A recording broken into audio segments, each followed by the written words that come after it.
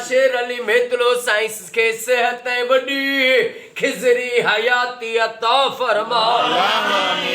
Advocate शफकत अली साईं advocate Shafat Ali साईं के साईं जे सबनी बारल के कयामत ताईं आबाद फरमा। साईं बाबा अल्लाह दिनो फकीर साईं के अल्लाह दिनो फकीर साईं जे पुटल बचड़न के अमले न्याणन के सेहत वडी हयाती अता फरमा।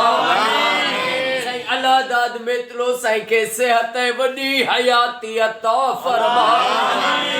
ओ मौला हे घरानो तुझे सामा तुझी अमान में तुझे पनाह में हिनन जा क़यामत ताईं सजण सामू कजा हिनन जे दुश्मनन के निस्तो नाबूद फरमा।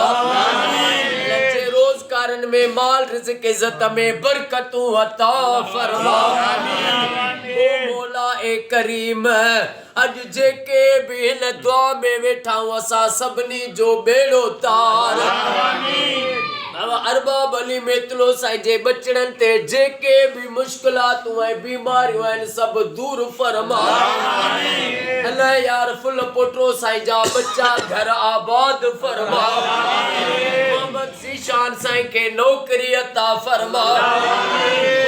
अली फुल पोटो साईं जे बचड़न के सेहत ऐं वडी हयाती अता फरमा।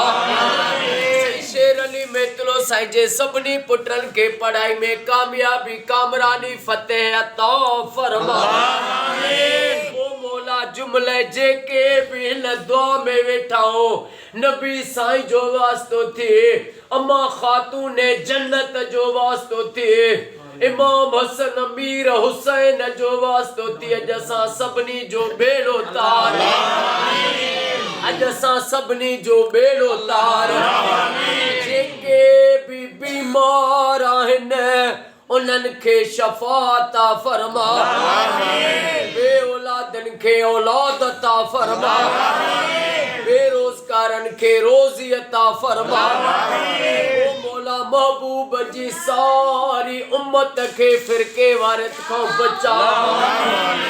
सजे पाकिस्तान में सऊदी में ईरान में इराक में शाम में फलस्तीन में मिस्र में हर मोमिन जे घर घर में लख सलवातूं पढ़ियूं वञनि या मुंहिंजी दुआ कबूल फरमा। एडवोकेट शफात अली साईं जेके भी साईं के दिलनि में जायज़ तमन्नाऊं आहिनि उहे सभई पूरियूं फरमा। अल्लाह ॾिनो फ़कीर साईं जे दिलनि में जेके भी जायज़ तमन्नाऊं आहिनि पूरियूं फरमा। इन्नल्लाह व मलाइकतहु युसल्लूना अलन नबी या अय्युहल्लज़ीना आमनू सल्लु अलैहि व सल्लिमू तस्लीमा। अल्लाहुम्मा सल्लि अला सय्यदना मुहम्मदिन नबिय्यिल उम्मी व अला आलिहि व सल्लिमू तस्लीमा। ला इलाहा इल्लल्लाह मुहम्मदुर रसूलुल्लाह। नारे हैदरी।